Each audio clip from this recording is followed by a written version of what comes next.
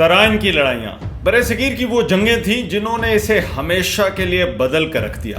इन लड़ाइयों में एक तरफ राजपूत कन्फेडरेसी का कमांडर पृथ्वी राज चौहान था, तो दूसरी तरफ गौर का सुल्तान शहाबुद्दीन मोहम्मद गौरी। इन लड़ाइयों को आज भी रिलीजियस लेंस से देखा जाता है, लेकिन क्या इन लड़ाइयों की दास्तानों से फैक्ट और फिक्शन को अलग किया जा सकता है? इस मौके पर हिस्ट्री इतनी कंट्रोवर्शियल क्यों हो जाती है?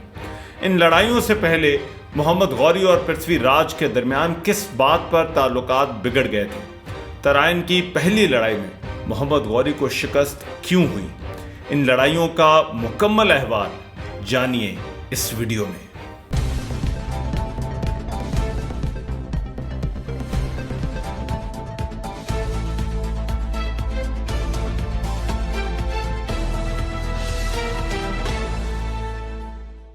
तराइन की जंगों के असरात आज भी कई 100 साल बाद तक महसूस किए जा रहे हैं। जब इन पर बहस होती है तो तारीख से कतई नज़र बहस करने वालों की पोजीशन पहले से डिसाइडेड होती है, लेकिन 1191 और 92 में जो कुछ हरियाणा के करीब तराइन के मैदान में हुआ, उसने हिंदुस्तान की तारीख के रुख का फैसला किया।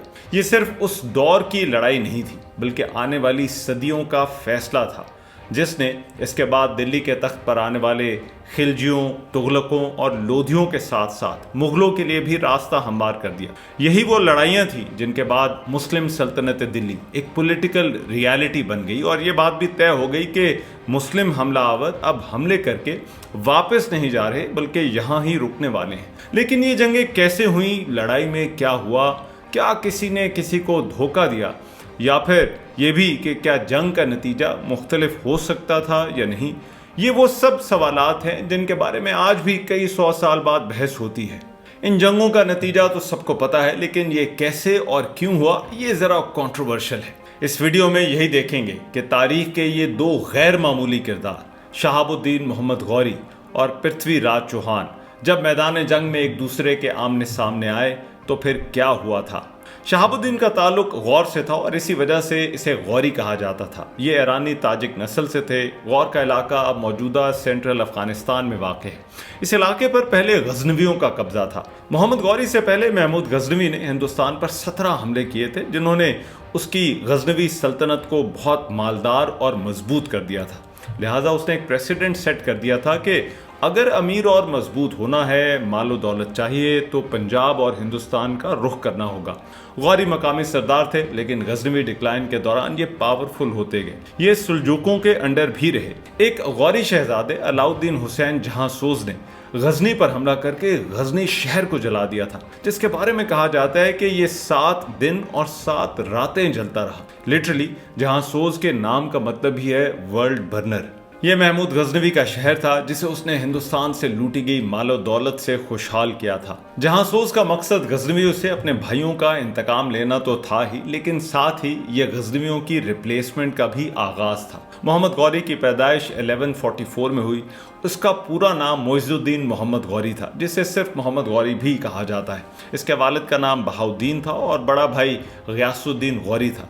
ये दोनों भाई छोटे ही थे कि इनके वालिद का इंतकाल हो गया। इन दोनों भाइयों के शुरू के दिन बहुत सख्त थे और ख़ानदान की लड़ाइयों के चक्कर में ये कई साल कैद में भी रहे।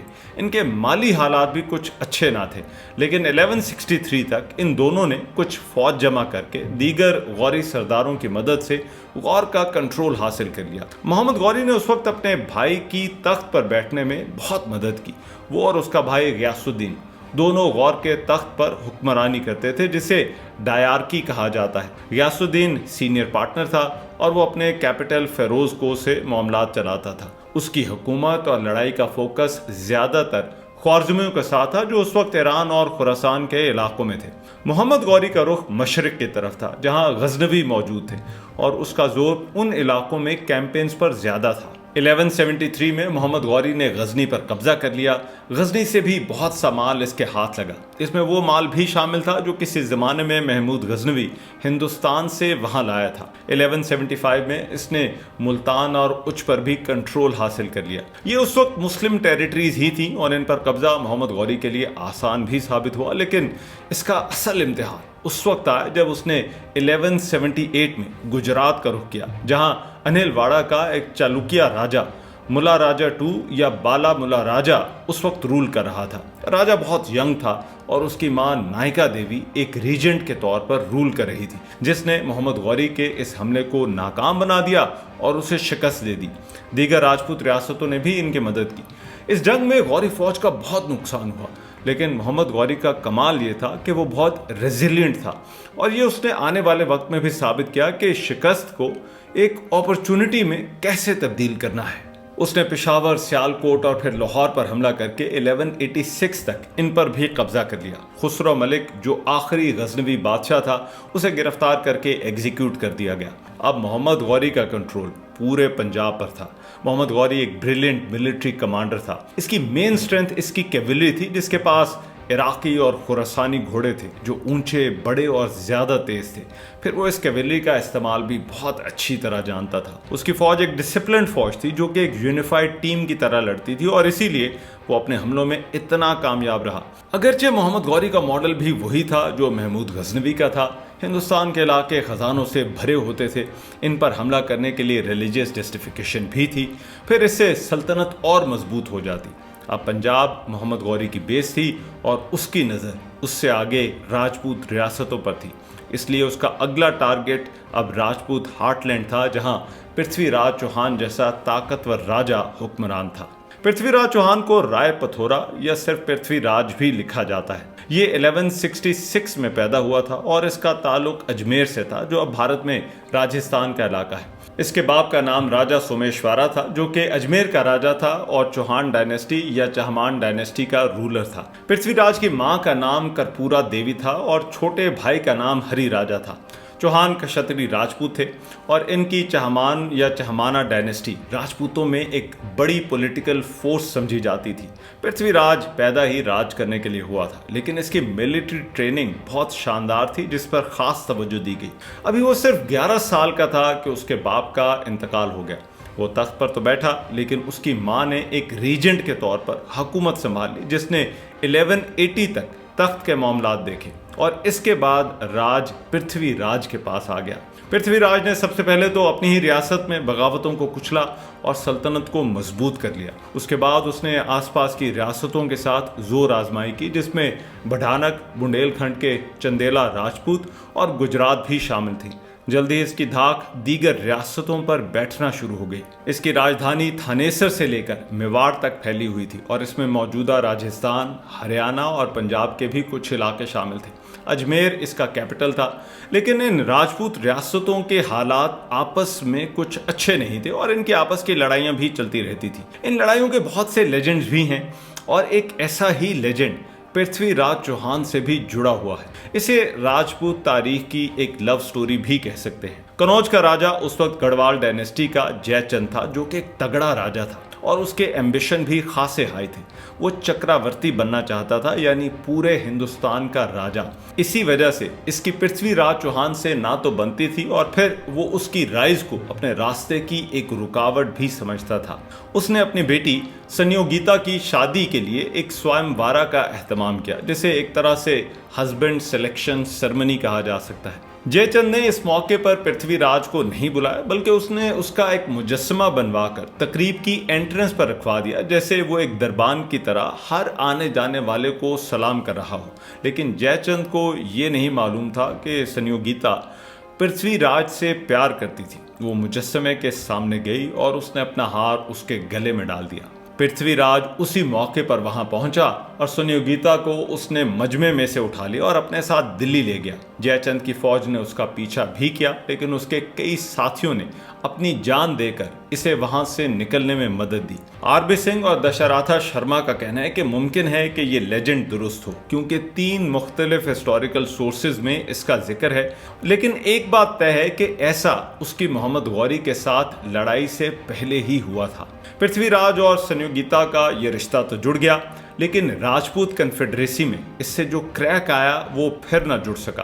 पृथ्वीराज और जयचंद के दरमियान लड़ाई बढ़ती गई और ये लड़ाई उस वक्त भी असरअंदाज होने वाली थी जब मोहम्मद गौरी अपनी फौजें लेकर इस राजपूत हार्टलैंड की तरफ बढ़ने वाला था। सिंथिया टालबोट, जिन्होंने किताब लास्ट हिंदू एम्परर लिखी है, उनका कहना है कि पृथ्वीराज का इश्क इतना जोरदार था कि उसने ज्यादा वक्त अपनी रानी के साथ गुजारना शुरू कर दिया और कार्य सरकार पर उसकी तवज्जो कम हो गई। मोहम्मद गौरी 1190 से ही इन राजपूत रियासतों पर हमले का सोच रहा था। वैसे तो पृथ्वीराज और उसके दरमियान लड़ाई होनी ही थी, लेकिन दोनों के दरमियान दुश्मनी के आगाज की वजह एक किला बना।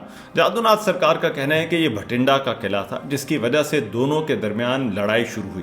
भटिंडा का किला पंजाब और दिल्ली के दरमियान रास्तों को कंट्रोल करता था और इसी वजह से दोनों के लिए अहम हो गया था। 1190 में मोहम्मद गौरी ने भटिंडा पर कब्जा कर लिया।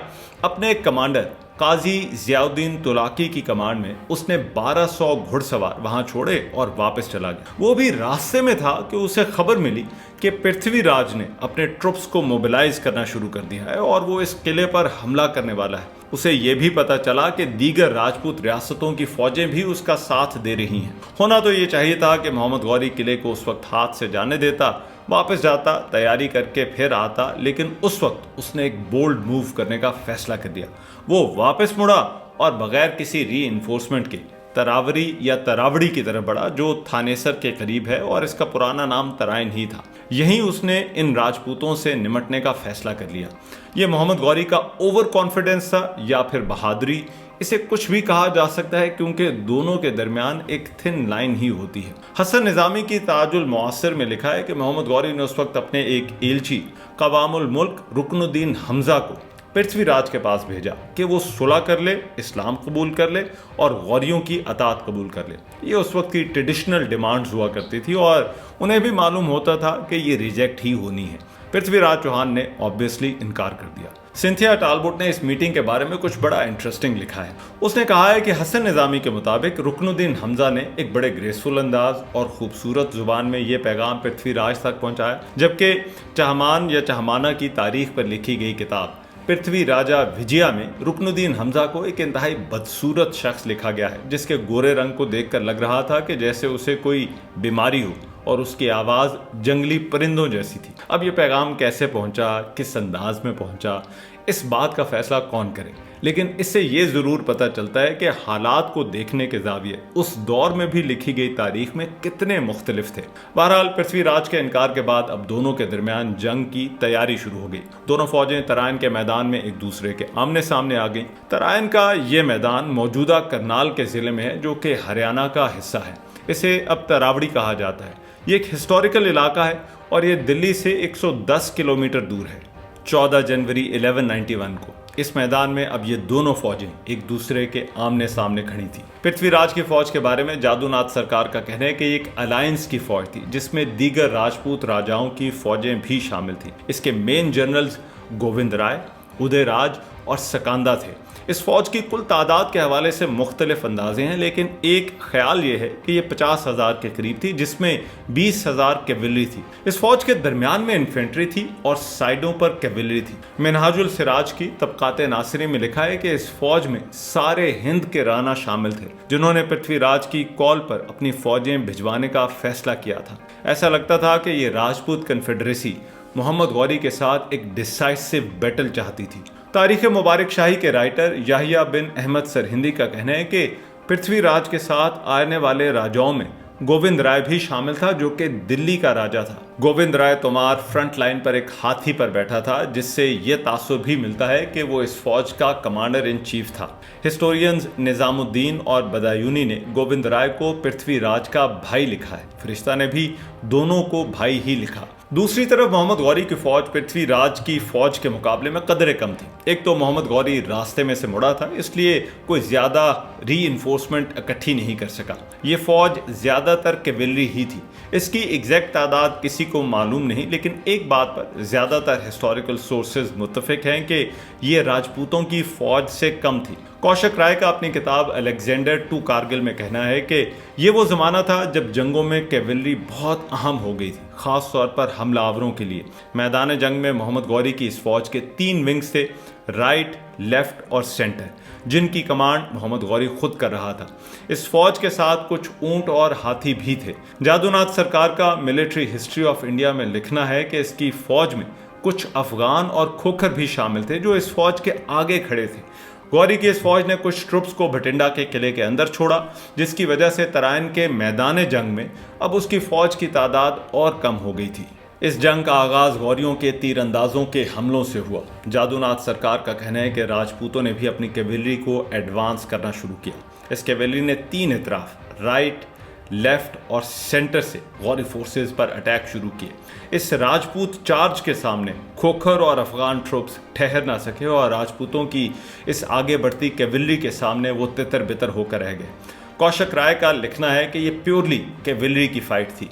मैदान के दरमियान में राजपूतों की फौज आगे बढ़ती रही और इतराफ से अब उनकी कैवेलरी अटैक करने लगी। नंबर्स भी राजपूत फौज की फेवर में थे और उन्होंने इसी वजह से मोहम्मद गौरी की इस फौज को एनसर्कल करना शुरू कर दिया।